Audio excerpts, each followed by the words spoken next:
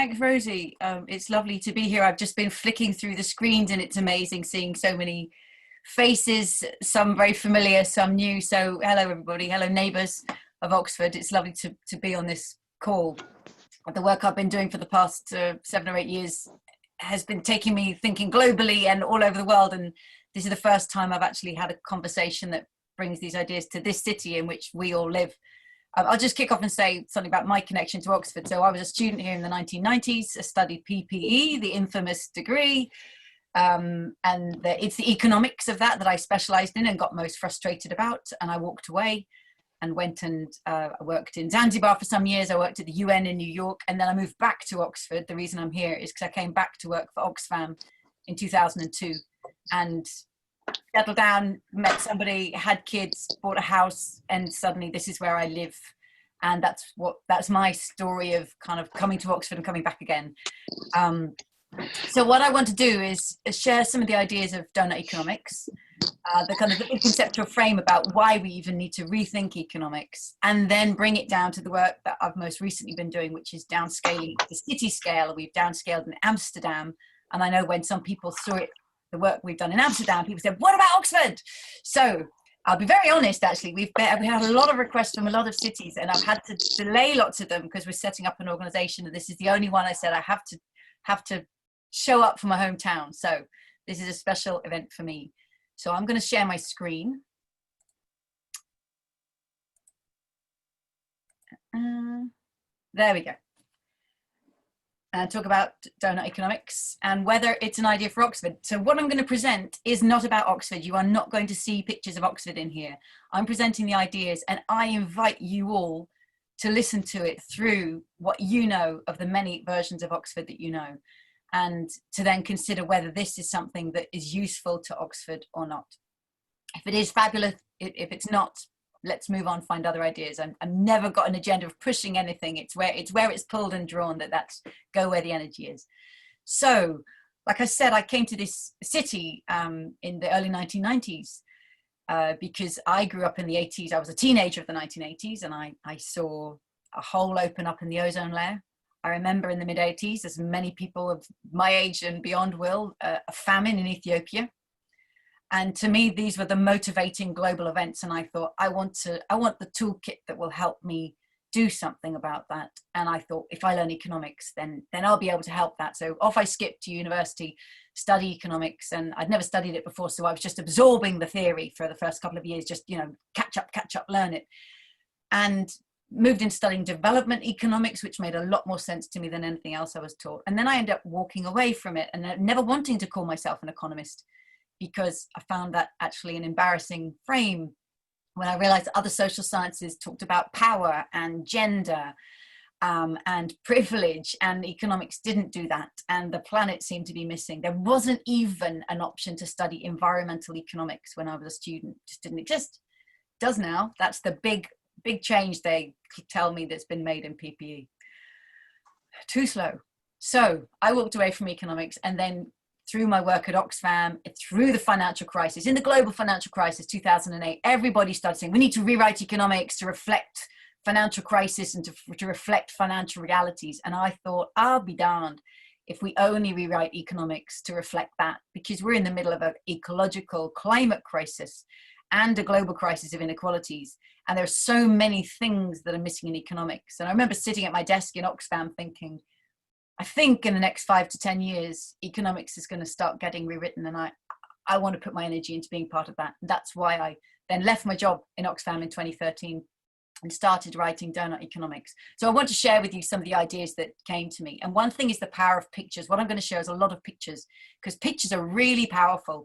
The images we see shape the way we think, and they sit in the back of our heads in our visual cortex, and they shape what we put at the center and what's at the margins, what's visible and what's left invisible. So it really matters, the pictures that we draw and teach. And I invite you to question all pictures. So I'm going to kick off with the pictures that have shaped. That doesn't want to work. Pictures that have shaped. Oh, my screen doesn't want to share. Let's go down this way.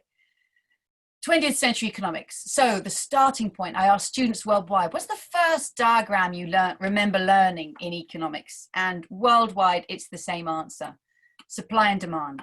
welcome to economics, here is the market, which is an extraordinary jump to make. The idea that the economy is the market, this is where we should obviously begin and then add things around it. But also it privileges the idea that price is the metric of concern that we should focus on. And it puts the market relationship at the center of our thinking. And then anything that falls outside the market price is what economists would call an externality. And the idea of externalities was actually created 100 years ago this year by a very brilliant man called Arthur Pigou, who totally saw that there was value that wasn't reflected in market prices and it needed to be reflected. So he came up with this concept. I think he'd turn in his grave if he knew that 100 years later we hadn't done anything more than keep using this idea of an externality. So we find ourselves facing the death of the living world. And economists will say, well, yes, obviously that's an environmental externality. And to me, that's an alarm bell. We're going to talk about the death of the living world as an environmental externality. We know that the models we're using do not serve the times that we live in. The next picture I want to share is the self-portrait of who we tell ourselves we are. And the character at the heart of economic theory is rational economic man. And he's never drawn, so I decided to give him a portrait. He would be a man standing alone, no dependence, no obligations to others, no influence from others. He's apparently totally determines his own wants and needs. He's standing there with money in his hand, an ego in his heart, a calculator in his head, and nature at his feet. He hates work, he loves luxury, and he knows the price of everything. And the real problem with this character is that the more that students learn about him from year 1 to 2 to 3 of their studies, the more they come to value competition over collaboration and self-interest over altruism. So the models we create of ourselves shape who we become. And that really matters for any academic discipline that actually claims to tell us who we are, because it changes who we become. And then finally, the goal. What's the goal in economics? It's so deep inside the theory that it actually almost never gets discussed, but the shape of it is very familiar. It's this idea of endless growth, and we hear it in politicians' speeches, and it's embedded in economic policy making, that if it generates GDP growth somehow, then success, tick, job done.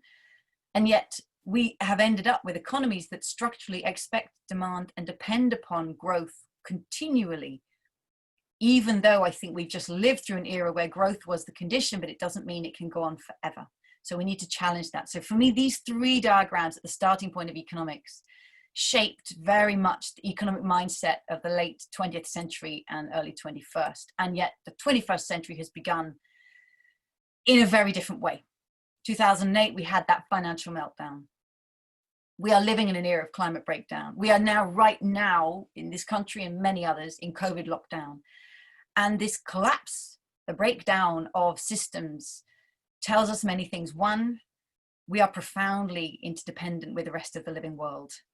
2, there's no good coming up with a solution to the financial crisis, and then we'll have another solution to climate crisis, and we'll have another solution to global health pandemics. They are interconnected and need to be tackled holistically. And 3, these crises in many ways arise from the very models and economic theories that we've used with this sort of idea of endless expansion, and those externalities which somehow seem peripheral come back as a great big whacking feedback loop and kick the center of our systems and profoundly threaten human well-being and create existential risk for billions of people, especially in the world's poorest countries. So we need theories of our own.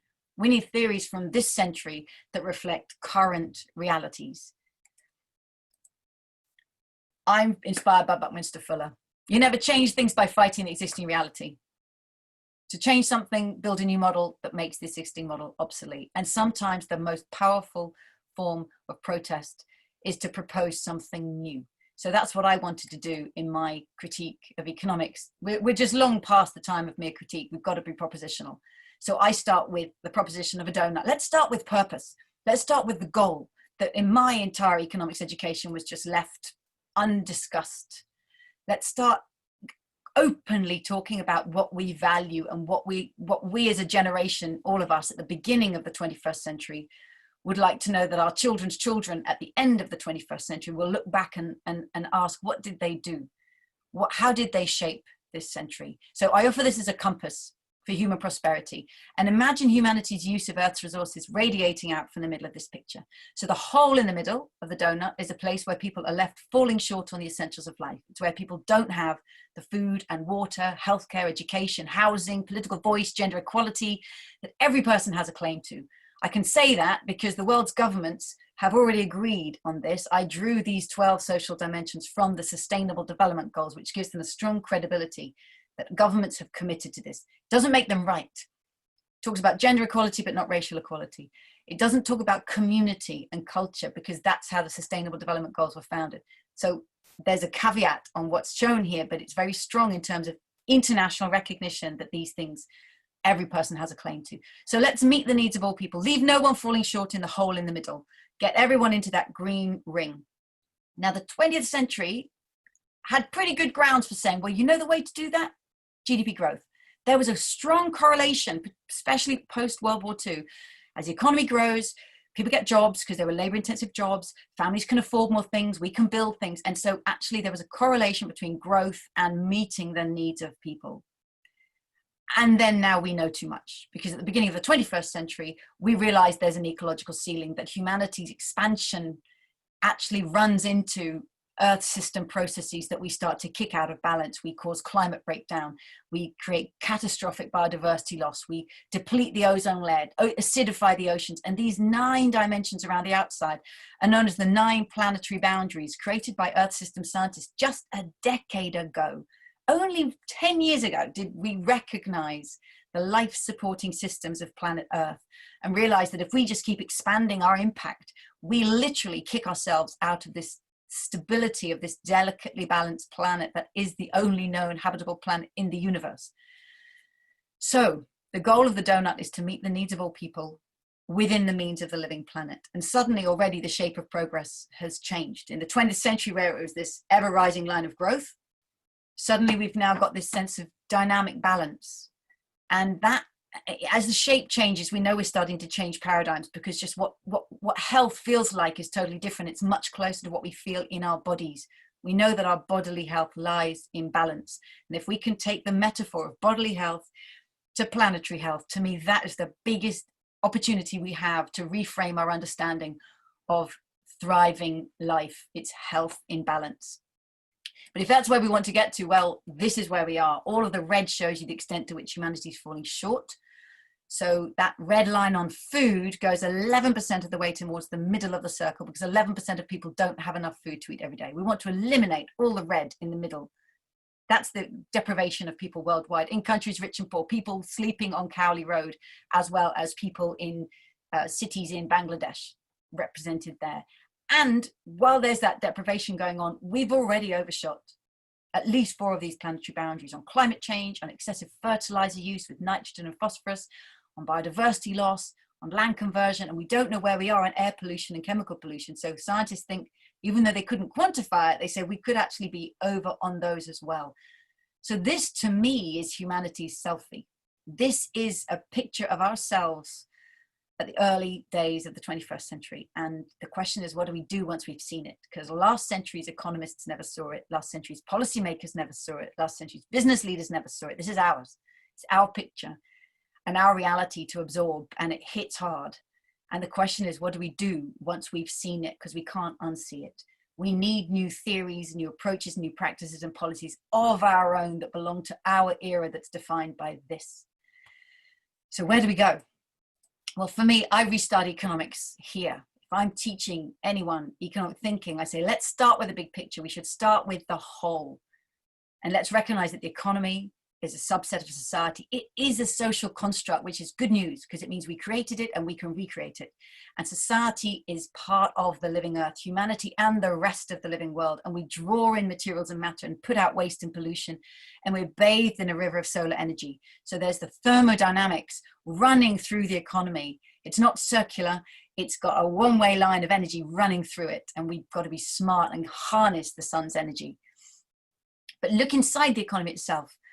We've got the market, yes, there's the old supply and demand, and the state. And those two show up in GDP, in national income. They're the monetized part of the economy. And the 20th century was dominated by the Cold War, which meant that we had this sort of fight between free market capitalism and state-loving socialism, and which side are you on? And it got very dominated by that. I'll say also economists were typically men, and so their world of work operated in this sphere. You go out and you get paid for the work you do. But that boxing match between market and state meant we lost sight of two other fundamental forms of provisioning for our wants and needs. The household, where we're all actually locked down right now. I mean, we cannot ignore the household right now, but we all begin our days here, and it's about the caring for our partners and our children, and the unpaid reproductive work of cooking and washing and cleaning and sweeping and raising the kids and socializing humanity. I'm raising 11-year-old twins, and the last decade has been a story of socializing them and teaching them social skills to make them members of society, and that's crucial work. And there's also the commons, which many economists would say, the what? It just isn't even taught. And it was Elinor Ostrom who made the commons famous, because she got a Nobel Prize for recognizing the value of the commons. It's a place where people come together, not through the market and not through the state, but as a community. We could say what we're doing right now is a commons, because we're coming together as a community to co-create a conversation that we value. And so it's never going to be reflected in monetary value, but the value is created by us coming together and cooperating. And of course, the household and the commons this way doesn't show up in GDP, doesn't show up in national accounts, but we know the profound value for well-being of these forms of provisioning. So to me, I want to live in a society that has all four forms. I wouldn't want to miss any one of them. I think they all have valuable traits, but we need a rebalancing. I'd say the 20th century is very dominated by the market over the state, and squeezing the household and squeezing out the commons, and we need a rebalancing to bring them back. When we look inside the economy and we think about who we are, well, mainstream economics has us show up as rational economic man. We show up in economics, where we start with the market, as consumer or producer. You're either shopping or you're working. Shopping or working, or shopping or working. And it puts us in this very narrow, get the best price, negotiate, bargain, self-interest. It puts us in that mode. And creditor or debtor in the capital markets, or labor or capital, if you want to put it that way. This is a very narrow version of who we are. And when we bring in these other sectors, suddenly, in relation to the state, we may be public servant. And we've been clapping for the NHS and for key workers and recognizing the value of that work. We may be resident of a city or country. Voter and protester, all crucial roles. In relation to the household, parent, partner, relative, child, those caring roles that we provide to each other, and we know so much of our well-being depends upon. And in the commons, volunteer, sharer, co-creator, steward. For me, one of the insights that COVID lockdown has given us is to see that literally when the market is physically shut, because we need to physically distance, we get the rise of the public sector. We see the value, and we applaud literally the public workers, and the state steps in where the market can no longer reach, and steps in with furloughing and underpinning people's salaries. We also see the centrality of the household and the caring work that goes on there, not only for the sick, but the homeschooling. And of course, this can become deeply stressful. When Boris Johnson said, well, perhaps we can just take it on the chin, this is an idea that households should just sort of bear it. And yet we know that domestic violence increases in times like this, because the pressures on the household become untenable. So we can't put households under utterly undue stress and think we can take that pressure. And then the rise of the commons, people realizing there's actually purpose, joy in connecting. I live on a street in East Oxford where we'd actually lost community. We didn't have, I knew a few doors, we didn't have community. At the beginning of this lockdown, like streets all over the world, we went round door to door, we created a WhatsApp group. Suddenly I live in a community, and I never want to lose that. And I think that's something that people feel everywhere. The we of society has been made much more visible, often in resistance to the roles that we now have to step into when that market space shut down, and people don't want to lose that after this pandemic. So let's start with the big picture, recognizing that our economies have multiple forms of provisioning for our wants and needs, but how do we get from this space of overshoot and shortfall into the donut? This, to me, the red here shows that we live in a deeply unequal world, because billions of people can't meet their most basic needs, and yet others have the resources to overshoot the planet's boundaries. But it also shows me that we live in a highly degenerative world, where the ways we meet our wants and needs, the industries we have, are running down the living planet on which we depend. So we need to change those two fundamental dynamics. We need to move from a divisive economy to a distributive one, and from a degenerative economy to a regenerative one. And I want to talk about those two dynamics that for me are front and center of everything I'm looking for in terms of the new economic patterns.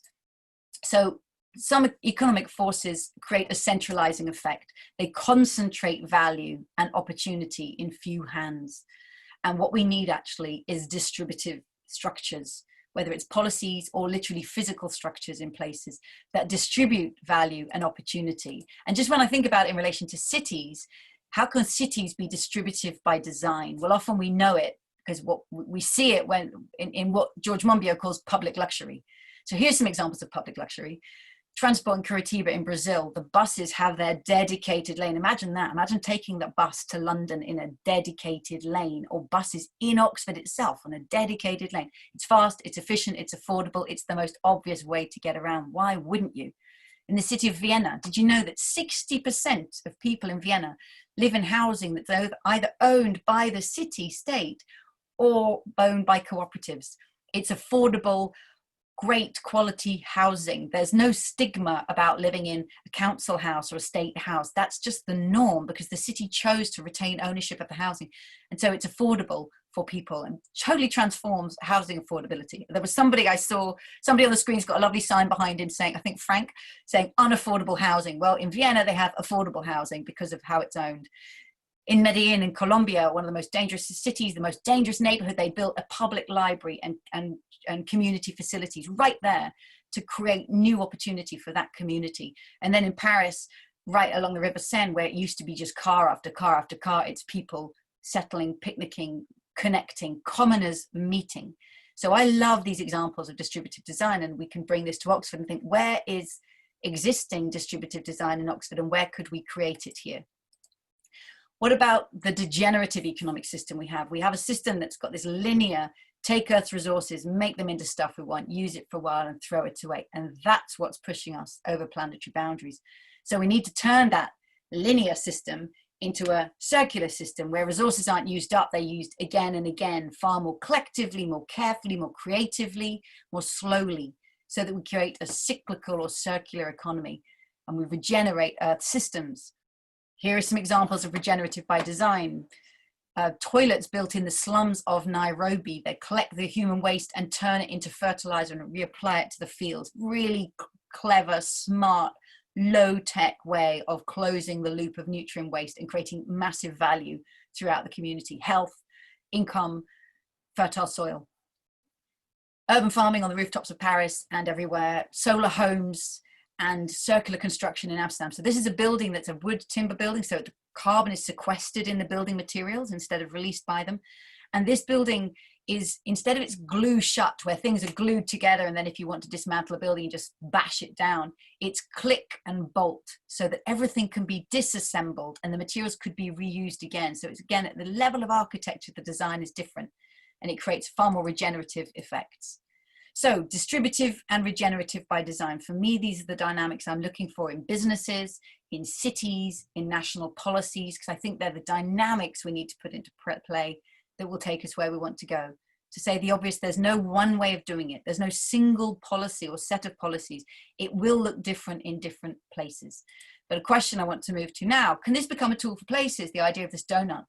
Ever since I first published it as a discussion paper for Oxfam in 2012, people started saying, well, that's a powerful global image. What does it mean here? Could we scale it down to here? And what would it mean to put these policies into action in places? So let's take the conversation down now. Researchers at Leeds University did a brilliant study. They took the concept of the donut and they took data for 150 countries and they downscaled the donut to 150 countries. So here you want to fill the central circle in blue from the way they've drawn it. So the UK, for example, now remember, this is a global scale. So it's a metric of well-being that applies from Zambia to the UK. So it's a very low bar, which is why the UK looks almost filled in. But it's shocking that even though we're one of the world's richest countries, it's still falling short on employment and equality. And that's not a surprise to us. So the UK is nearly meeting its social foundation, massively overshooting the planetary ceiling, because this is not from the CO2 and nitrogen and phosphorus emitted in the UK. It's from all the resources embedded in the clothes we buy and the electronics we buy and the food we import. So it's our consumption-based footprint from worldwide. So the UK almost meeting needs, massively overshooting. Zambia at the other end, hardly putting pressure on the planet, but massively falling short on people's needs. And then you've got China in the middle with the double whammy of falling short on many people's needs and already an overshoot. Now, if that makes you feel depressed because no end of the spectrum is any country close to it, let me show you one country that might make you feel a bit better, which is Costa Rica. So Costa Rica is nearly meeting people's needs, almost within the means of the planet. And of course, the real question is, which direction is this going? Are they going further away in both directions, or could they turn that around? Interestingly, they've just launched an initiative called Regenerate Costa Rica, and they're using the donut as the concept, saying, we want to use this as the metrics for guiding our future. And I think within a decade, they're just going to rename themselves Costa Regenerica. It's kind of asking for it, right? It's a great country name waiting to happen. So that's the national level, but come on, let's bring it down another level and make it really specific to a place. And this is the work I've been doing over the last year and a half with C40 cities, which is a network of global cities that are committed to keeping global heating under 1.5 degrees, circular economy, biomimicry 3.8. We've done downscaling in Amsterdam, Portland, and Philadelphia. And the question that we bring to cities, and now I invite you to put your Oxford hat on. Okay, listen to everything I say from here on through the lens of Oxford. What does this look like? So the question we bring to cities is this: how can our city, Oxford, be a home to thriving people in a thriving place while respecting the well-being of all people and the health of the whole planet? Now that's a 4-part question, and we break it down in the analysis to 4 sub-questions. So the first one, what would it mean for the people of Oxford to thrive? Well, does Oxford have some city goals? In Amsterdam, we went to the goals. The city had this whole set of targets of what they wanted to achieve as a city. We said, well, that's your goals. This is your democratically elected council. That's the best set of stated goals. Or you could create a citizens' assembly to come up with a new set of goals that you believe reflects what the city wants. But what do we think it means to thrive here? What is a good life? And how far away are we from that? So let's match that with available statistics. So that's the people thriving, determined by themselves. The question then is, what would it mean for Oxford to thrive within its natural habitat? Well, what is our natural habitat? Now, if you ask an ecologist, where's the natural habitat? They might say, well, go to Wytham Woods. That's not even ancient forest, but it's kind of good, intact ecosystem of the place. So you could go to Wytham Woods. And if we went with Janine Benyus, the biomimicry thinker on our team, she'd say, right, let's take a hectare of Wytham Woods. Let's measure it out. Now we're going to measure how much carbon dioxide does this hectare of woods sequester? What if our city could sequester the same amount per hectare? How much does the woods here cool the air on a hot summer's day from the top of the trees to the forest floor? By 5 degrees, 3 degrees, 7 degrees? How could our city cool the air so we don't get an urban heat island effect? How much biodiversity is housed here? How much groundwater is stored under the soil after a storm? How could our city mimic the generosity of the wildland next door? So I love this question because it's radically or wildly ambitious in the most literal sense, but utterly natural. Nature is performing like this here. So how can our city aspire to match or exceed the generosity of the wildland next door? I would love to see that study done in this city. There's got cities packed with ecologists who could go out and take the metrics of Wytham Woods and bring it back and say, let's make these the metrics of our city.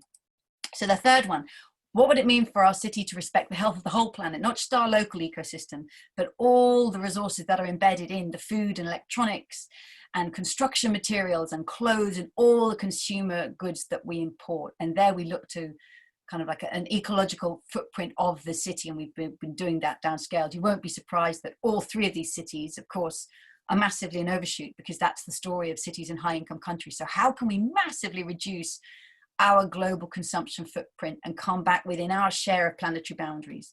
And then the last question, which often gets missed out in this kind of work, but we insisted it's here, is the well-being of people worldwide. If we're impacting on the whole planet, what about all people? And how does a city impact on people worldwide? You could measure that in so many ways. You could measure it of who are the students internationally who come to our city and what do they take back with them? What does our city invest in? What companies is it invested in? What impact is that having worldwide? What are the remittances that are earned in this city and sent home to families worldwide? What are the connections, cultural connections with twin cities? So many ways you could do it. The way we did it here was to connect it with the ecological footprint of our city on the planet, and say, if a lot of our footprint comes from construction, electronics, and food and clothing, let's look down the global supply chains of those 4 sectors and look at the labor rights in those supply chains. And there's research, of course, that shows us that there's often exploitative conditions for people working at the end of those supply chains.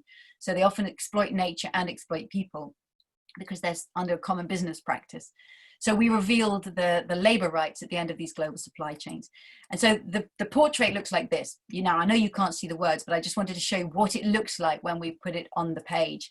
And then we took it to the policymakers in these 3 cities. And these are photographs from Portland, Philadelphia, and Amsterdam, working with city officials and community members, sitting at their portrait, really getting to see how their city's doing in these different areas and starting to have conversations they've never had before that connect them and help them have this holistic view of the city. So somebody might say, well, I work in education, and well, you work in sewage, and they work in racial equality, and this person works in transport, and we've never met before. But this portrait helps us see the deep interconnections and the possible synergy of what we're doing.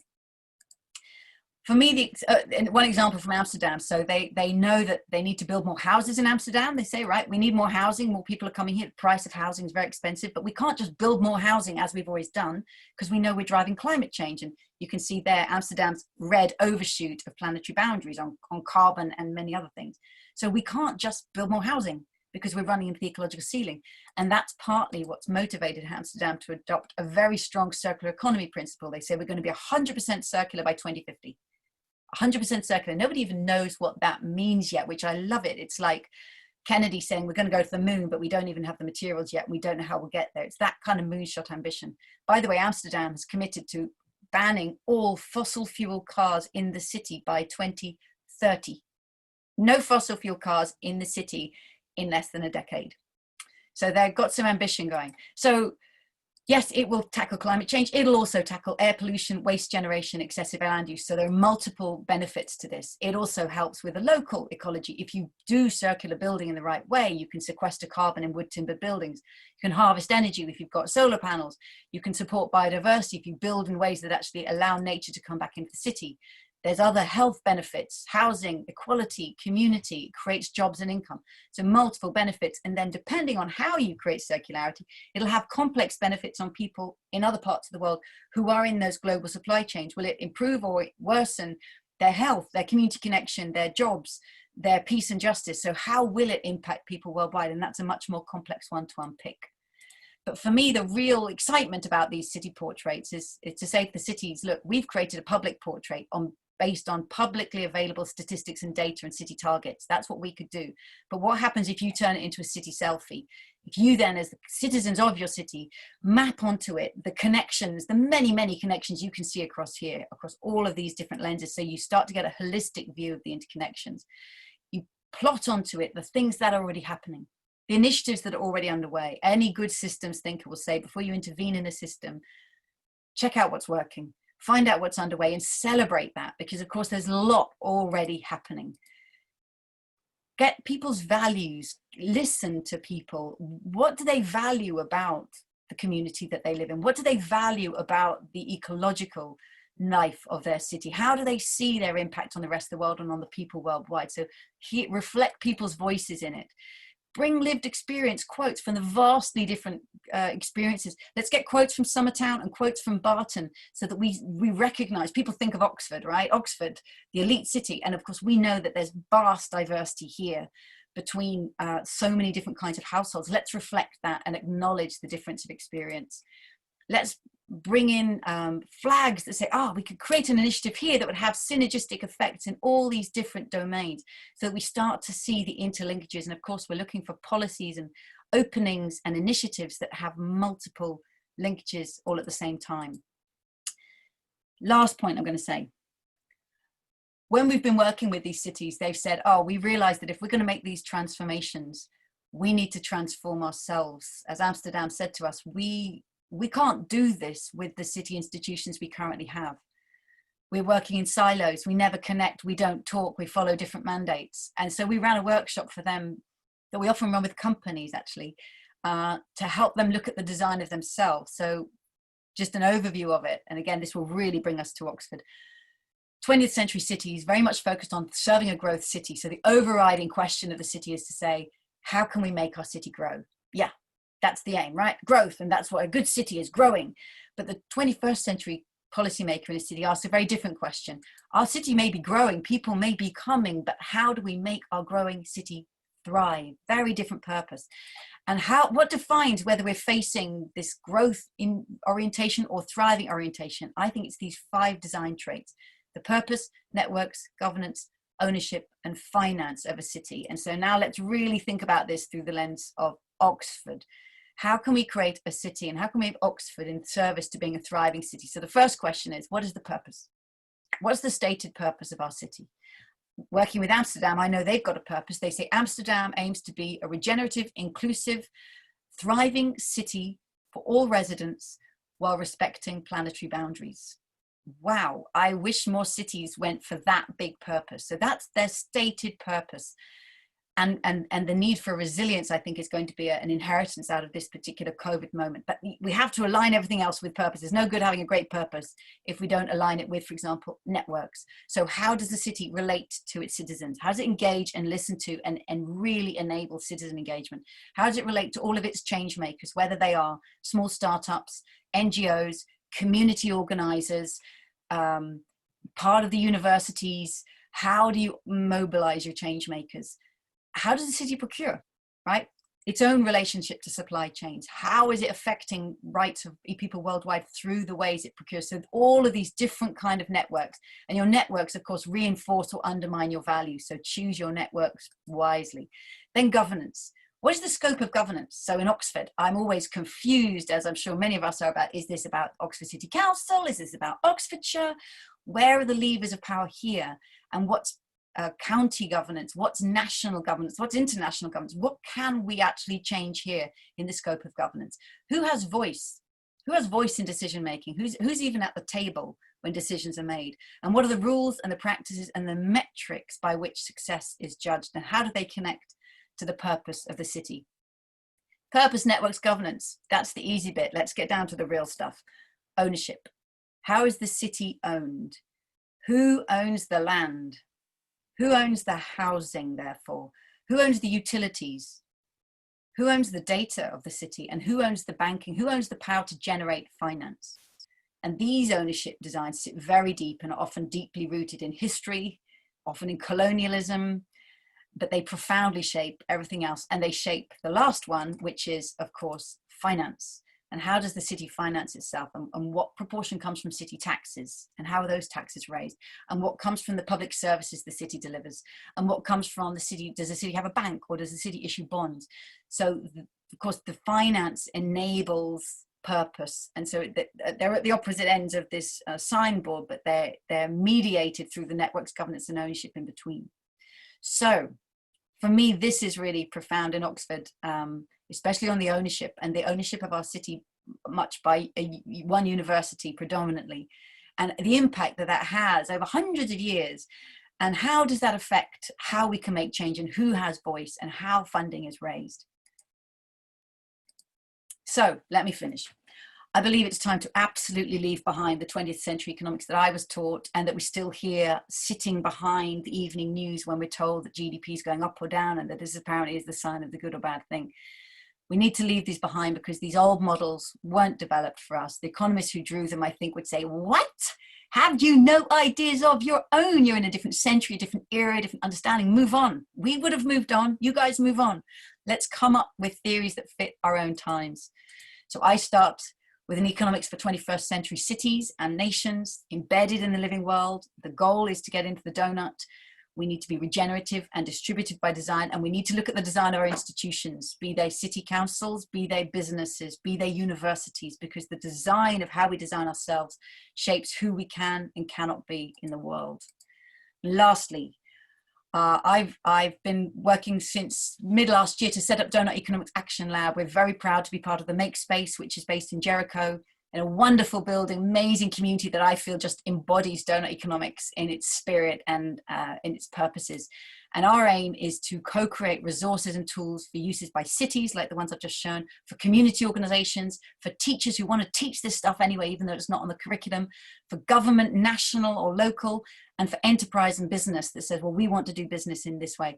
So if that sounds interesting and exciting to you from any of these dimensions, we're on Twitter at Doughnut Econ. We're going to be launching our website.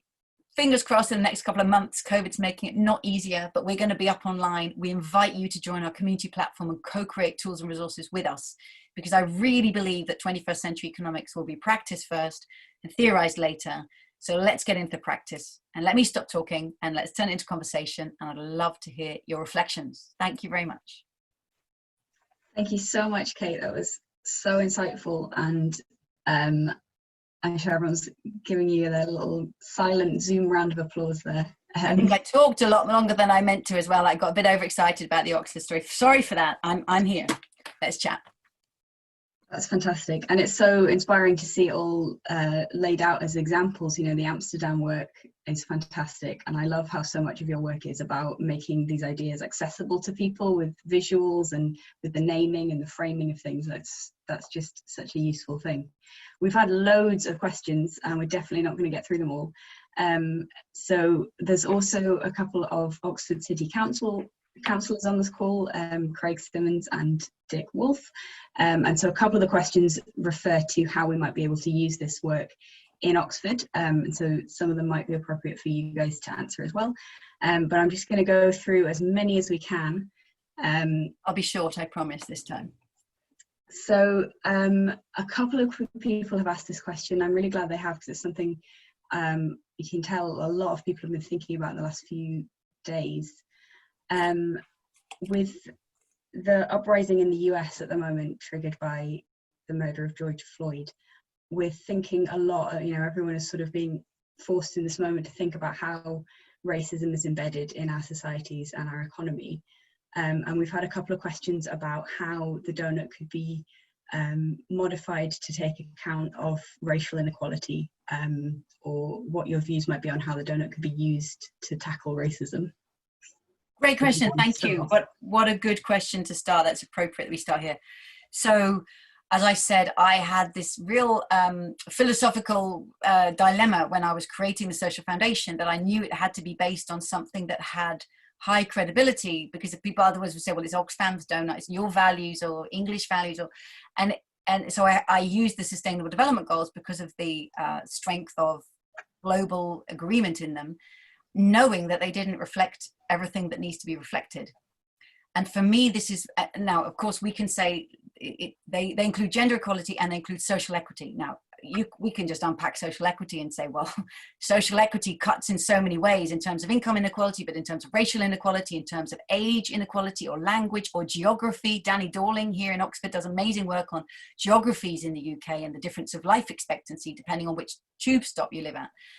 So we can unpack social equity in many ways, but let's make it more explicit. For me, one of the most important things of downscaling the donut to the level of the city is that when you get there and ask what are the city's goals, of course, smart cities have in their goals racial equity, or let's say equity across multiple forms of identity, LGBTQ and race and gender and geography. So it's in the city donut. And so I'm really pleased that in the Amsterdam city donut, we called it equality and diversity, so that we could capture multiple forms of different identities and invite people to dive in. If somebody wants to do a gender analysis, you could look across all health and education and water and housing and networks and income across a health lens or a race lens or a different identity lens. So that's the first one. Secondly, for me, many of these issues come out back in this issue of ownership. So in Doughnut Economics, when I talk about distributive design, I talk about, well, who owns the land? Well, now that's a real colonial, in many countries, that is about colonial invasion and occupation. In our own country, who owns the land is a story of commons enclosure. And why is it there are dukes who own just acre after acre? How did they get that? And you go back in history and there's a violence done hundreds of years ago, and then it just becomes embodied in legal ownership.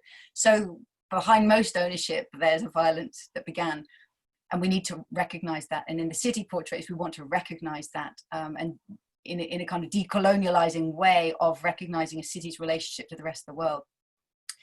But who owns the enterprise as well? How is enterprise owned? And I think the move, and it's happening in the US, towards employee-owned enterprise, community-owned enterprise, in empowering Black communities to own their own enterprises. In Cleveland, Ohio, there's really amazing work going on with the Evergreen co-ops, for example, where the industry shut down because there was a wage drop somewhere else overseas. So industry was shut, and the business moved out, and the community moved in, and they restarted with a laundry, with horticulture, with solar panel fitting, and it's a community-owned enterprise. So to me, it's about ownership of the means of generating wealth. It's land, housing, enterprise, the ideas, and also investing in health and education. So let's look across our own city, and we know that there are the most deprived schools often correlate with children from the most diverse backgrounds, and that failure of national government to invest sufficiently in education and health so that we can create an equitable start for all at the beginning of life. So these are some of the ways that I think, as you can hear, I'm saying it's very much about distributive design. We need to think about ownership and investment and redistributing opportunity in those ways. I said I'd be short and then I was long, but it's an important question. No, that's right. So another meaty one for you. Joshua asked, a lot of support is growing for a Green New Deal to build back better from this crisis. How does Doughnut Economics interact with a Green New Deal? Can they work together? Is it a sort of framework for decision making? How would those ideas kind of play out together? So Green New Deal is one phrase, it means many different things in different places. But it means investing in, so as we begin to emerge from emergency and we know we need to invest, do we just reinvest and build back what we had and just prop up those old industries, or do we redirect investment into green industries, green energy systems, green jobs? So if in that broad framing, if that's what we can take as Green New Deal, of course, because to me that's moving towards more distributive and more regenerative design. That's turning public money and regulation and legislation in the direction of the economy we need. And a Green New Deal, when done well, would start bringing us into the donut. So yes, I stand with that. And I just think we're at a point in time where we're reaching for new paradigms, and it means there's going to be different ones. Some people say, oh, I'm for the donut, or I'm for Green New Deal, or I'm for economy for the common good, or I'm for well-being economy. And I just see them all as part of a family. We're a part of a flotilla, and we're all going in the same direction. And we can either focus on the differences, or we can focus on what's in common. I prefer at this point to focus on the value of what's in common, because it's too easy to split ourselves into tiny little factions and focus on the differences, and we lose our own battles.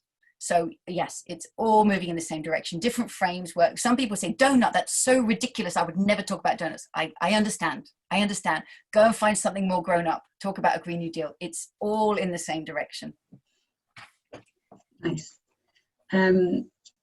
So one for a bit more Oxford context, David has asked, how can we maintain the current level of community engagement after the pandemic?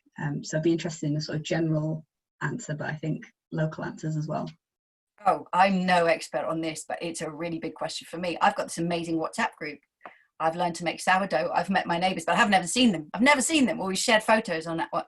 And we're thinking, what are we going to do when we come out of this, and how do we maintain this? I don't have the answer on that, but I hope that maybe in 6 months or a year's time, it'd be really interesting to find out how streets remained connected, and how did they do it, and which ones did it, and how did they do that? Because I really felt bereft when I had no community, and I so feel thrilled that I'm on the verge of knowing. I know my neighbours. I've never met them face to face, and gosh, it makes a huge difference.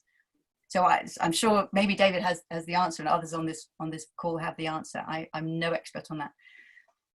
Yeah, I think it's just the amount of love for it is going to help it be sustained. At least I think. Sorry, just do one thing. So I live on a street where, because it's quite straight, and because we've got a car parking scheme, some racers go, oh yeah, right, let's zoom, right, and they race, and that's really anti-community. And then I know people who live in a cul-de-sac or on a quiet street, in a street you would only go there because you're going there. And I actually envy that, because I can see there's something about, I'm here because I've chosen to be here.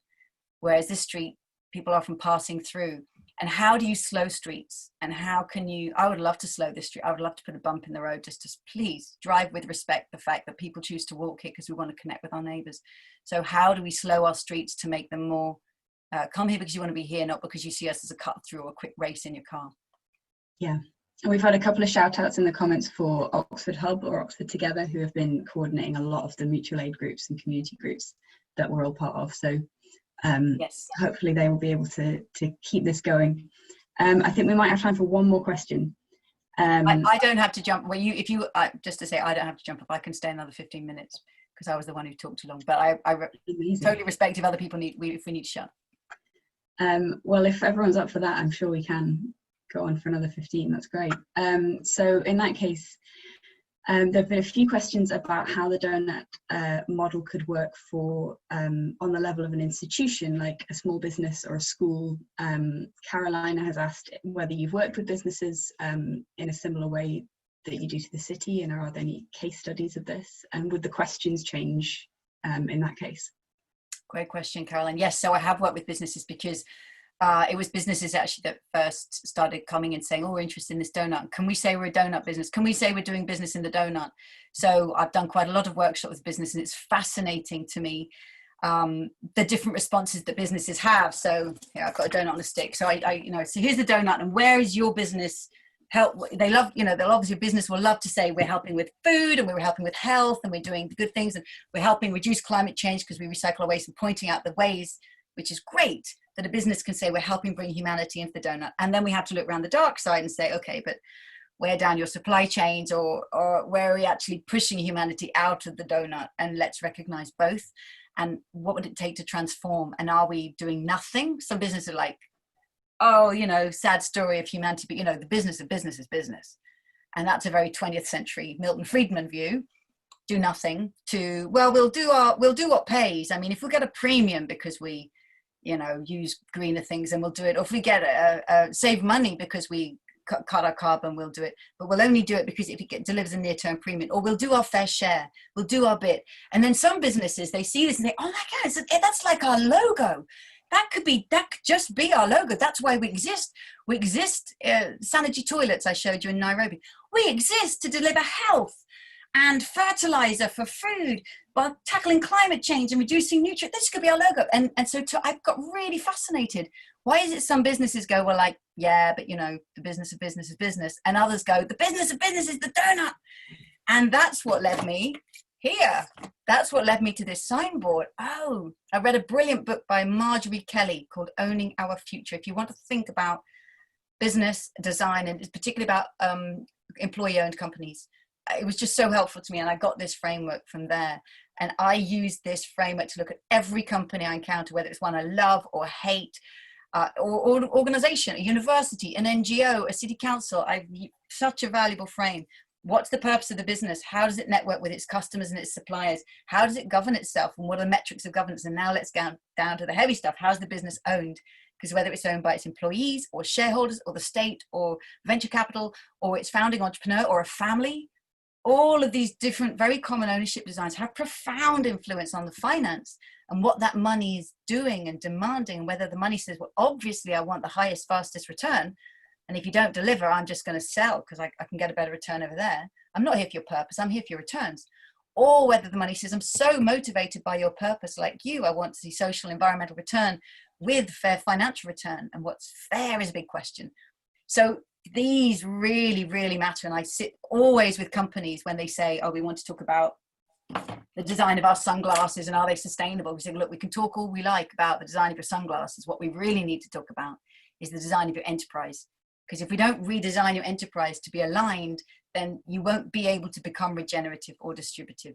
And that's the most interesting conversations with companies.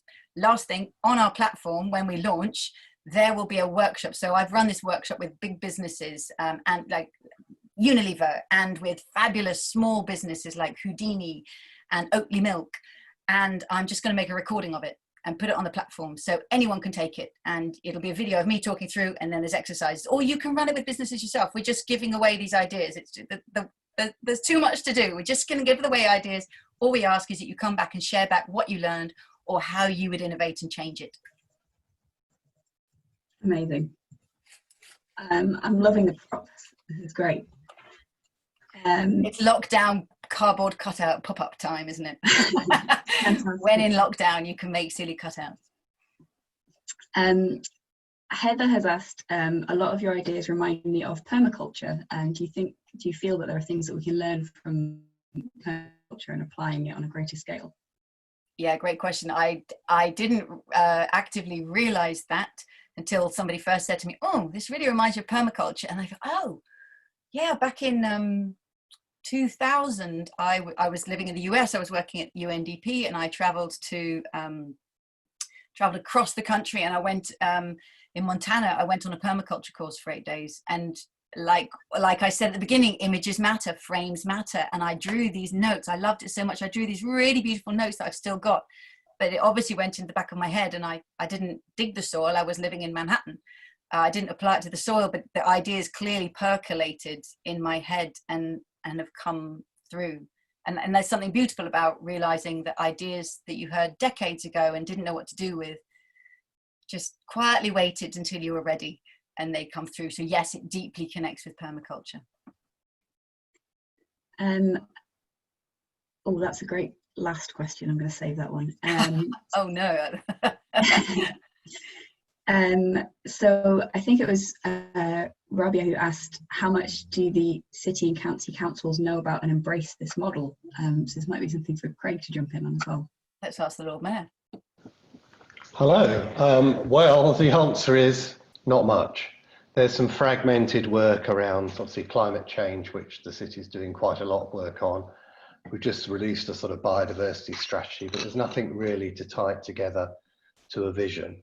And I think that's what's sadly lacking. And I very much, and thank you very much, Kate, I think starting from the point of view of citizens setting out their values, the ecological and social targets and values they want to adhere to as a community is a great starting point. We've had the Citizens Assembly on climate change. 40 people sitting in a room really doesn't seem to have the depth and breadth that we need. So why not have a Doughnut Citizens Assembly? Let's reach out online through various means to hundreds of people, thousands of people in the city, and really set some targets and baselines and start to draw these things together rather than at the moment policy fragments them apart.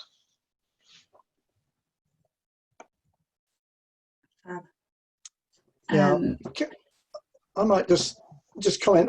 Thank you ever so much, Kate, for what you've said. I mean, really, really helpful. It's terribly difficult because it's not just people generally that feel powerless and disappointed in politics. I mean, some of us that are in it are immensely frustrated and disempowered by it. You know, some people think, oh, council, you've got power. Well, actually not. You've got an ability to be in some places that other people don't have access to and speak, which is great, and you can use that well.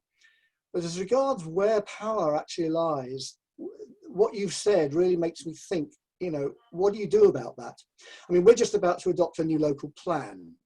Okay, so it's one of the few things that the City Council has got some power over, although what we are actually going to do is meekly adopt what the HM planning inspector has told us we've got to do to make it acceptable, just to remind us who's boss, you know. But you know, we do have some measure of control over land use. That's what planning is about, and you've referred to that. It's one of the really important things, because we don't own that land, most of it, but we do have some power to set the rules by which that land is used.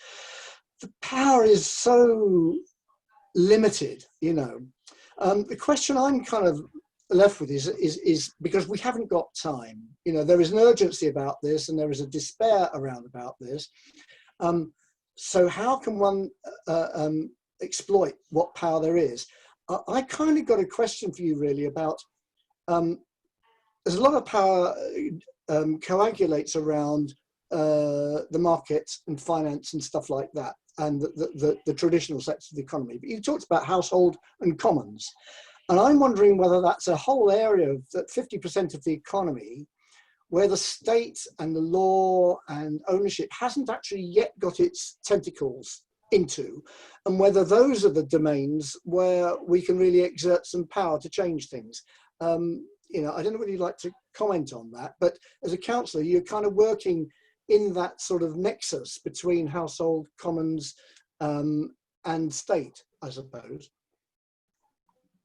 And I hear your, as you say, you know, people say, oh, you're a councillor, you must have power. And as you say, well, you often get to be in places where power is in play, but it doesn't mean you have it. So just on power, I mean, there's power in ideas. And so I sit outside all of the institutions, but I believe that one of the many, many ways we can reshape things is draw things differently and draw one circle inside another. And it goes in our heads. And so there's so many different ways at which we can work on and with power. The commons. So I would say that citizen protests are part of the commons. I would say Extinction Rebellion is one of the great commons gifts that the UK's created in recent years, because it's made by commoners who share a purpose, who its value exists in the way it co-creates and works together, and it changes things, and it moves the Overton window of what's normal and what's acceptable and what's outrageous and what's actually expected in incredibly valuable ways. And Fridays for the Future and the student marches as well. So that to me is one role. And that's why I put under our roles in relation to the state can be protester. And it's a really valuable role because it's a place where we can have voice and power, even if we don't have formal power at the table. And the commons springing up if the state can act as a partner to the commons, and there's the really interesting work going on from a theorist called Michel Bowens, saying that the state often saw the commons as a threat. And in fact, if we go back to the history of the National Health Service, many health systems were provided locally, and there was a commons organizing around it. But then the state came in and sort of became a bit of a monolith over all of it, and lost an opportunity to have that state local commons support. But now we have digital technologies that mean we can connect like this. It's phenomenal. Look at us. We can have this conversation because we all have, you know, if you are well off enough to have the technology and to have Wi-Fi or a connection and a laptop, then you can be in this conversation. So we have digital technologies that enable commoners to meet in ways that was never possible before. And so I see this era as the era of the commons, because the cost of connecting and communicating, sharing information is going to near zero. And that's when we can take off. Now, if we can find the organizing ways and ways of listening, respecting, and being good members of commons, so the social technology we need to catch up, then we can really build commons organizations. And I'll lastly say that commons need places to meet. So the Children's Centre in Florence Park, when my kids were small, that was an amazing place, right? It was a state provided place, but it only comes alive when commoners turn up and meet there and use it to create the commons. And so it's wonderful that it's reopened in some capacity. So commoners need places to meet. And as high streets shut down and cities are saying, what can we do with all these empty shops? Well, one thing you can do is turn them into shop spaces. They're not for the market, they're for commoners to meet. There's some amazing work going on in Barking and Dagenham, in Camden, doing these kind of pop-up and open shops. And of course, there's been the shop in Little Clarendon Street about homelessness over the past year. Everybody's welcome to come in and talk.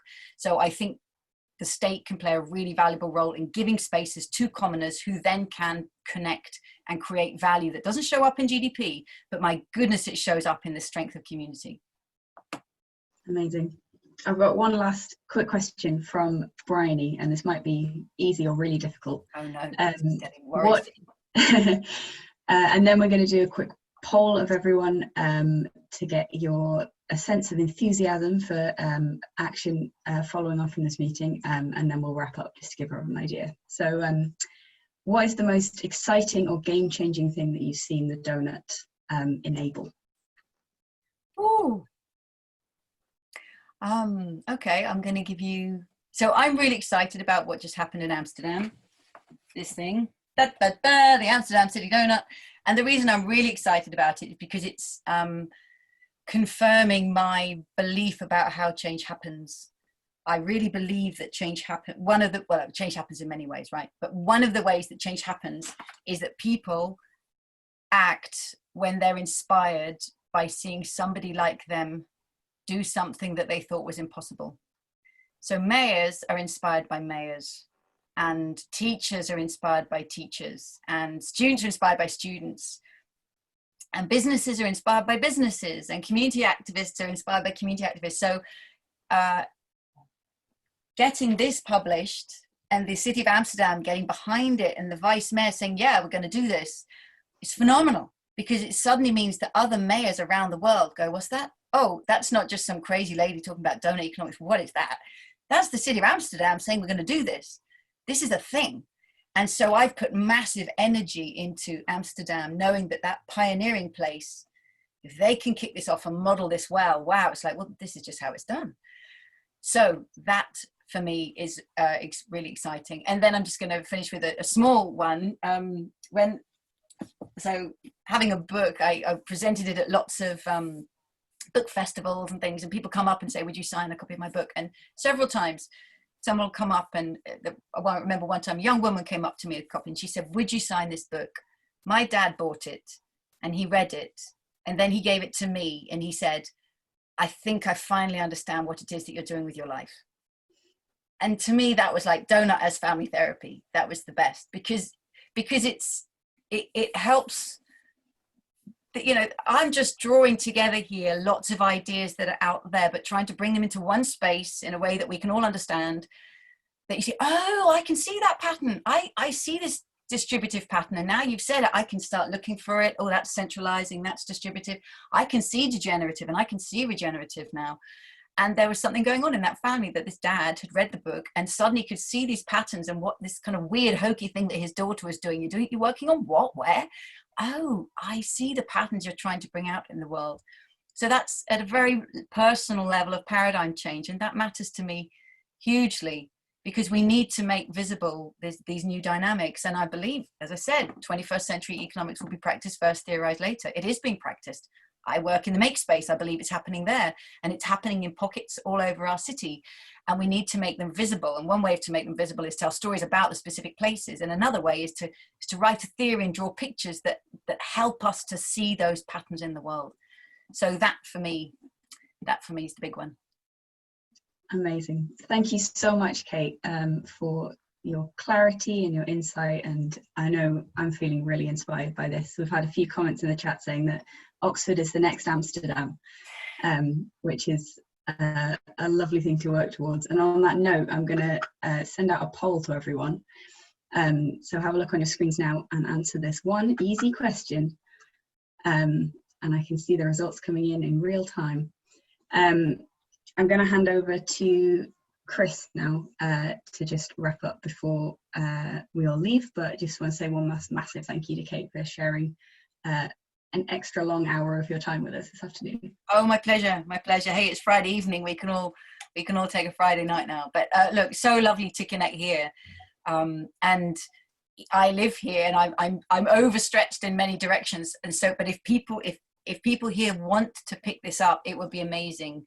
To see it happen and to accompany it from a little distance, but to be there as a massive support to seeing these ideas used. And you know what, if you get a little bit along this road and say, actually, it's not quite the donut, we're going to do this slightly different thing, amazing, do that instead. Let's just use ideas to take ourselves to where we want to get to. And last thing, as you're voting up here, if you're interested in what I'm saying about the Doughnut Economics Action Lab, do follow us on Twitter. If you're on Twitter, or on Facebook, we're there, or on Instagram, I think we're there. And we're going to launch in a couple of months, community platform. There will be, if you're interested in this, there will be people from cities all over the world. We've had over 450 responses saying, yeah, we want to downscale the donut to our place. So like I say, people are inspired by people like them. So you would meet change makers who are doing it in Dublin or Mumbai or Melbourne or Liverpool. And that's where the real learning happens. Brilliant. Thank you so much, Kate. It's been an absolute pleasure to have you, just echoing what Ellen said, but also not just to thank you for joining us this evening, but also to thank you for all the incredible work and thinking you've been doing in this area for such a long time, because it's a really important contribution to thinking on economics, and yeah, something that we all really value. I'm not going to take up a huge amount of your time now, just quickly wrapping everything up. In addition to thanking Kate, I just wanted to thank all of you. We've had over 300 people on this call today, giving up your Friday evening, which is incredible. Thank you so much for joining us, and I hope it's been valuable for you. I've thought that found that it's been incredibly valuable and incredibly insightful, and I hope you've thought similarly. So there's just a few things I wanted to mention to you before letting you go off onto your Fridays and into your weekend. The first thing is that one of the things that we wanted to do off the back of this call was to really start thinking about how we can apply some of these principles and these ideas and processes into practical action in Oxford. So off the back of this call, we're going to be circulating a survey, which will basically be asking you what you think we can take from the principles that Kate's been talking about and start applying at Oxford. And we'd really value it if you're able to fill that in. So you'll get an email with that survey in it soon. And the other thing I just wanted to quickly mention was something specifically that Kate picked up earlier in the call, which is about street traffic and the way that our streets and roads are kind of not set up for effective kind of communal and community living at the moment. And there's a project that myself, Ellen, Dick, Craig and Rosie have been working on over the last few months, specifically looking about how we can make the East Oxford area adapt a series of principles behind a concept called living streets, which is basically designed to make the local area a much more communal focused area, much more friendly for pedestrians, for cyclists, but also for community more generally. Again, we'll be circulating some of those ideas in an email after this talk. A few final things just to let you know what's coming up. As I think Rosie mentioned at the start of this call, this isn't the only talk that we're organising. We have a series of other events that are coming up, and I'm going to be popping a few links in the chat to those events. So the first one that we've got coming up is on July 2nd, which is just under a month away, and that's with the incredible Chris Goodall. So Chris Goodall is an author, a thinker and an expert on climate change. He's just recently published a book called What We Need to Do Now, which is specifically looking at the action we need to take to address the challenges that are posed by climate change and how we get to a carbon neutral world globally by 2050. So that's going to be talking about and looking at and covering not just things like energy, but also the whole kind of holistic approach to the economy. So looking at things like housing, looking at food and agriculture, and looking very generally about the very specific things we need to do to take action to mitigate the climate crisis.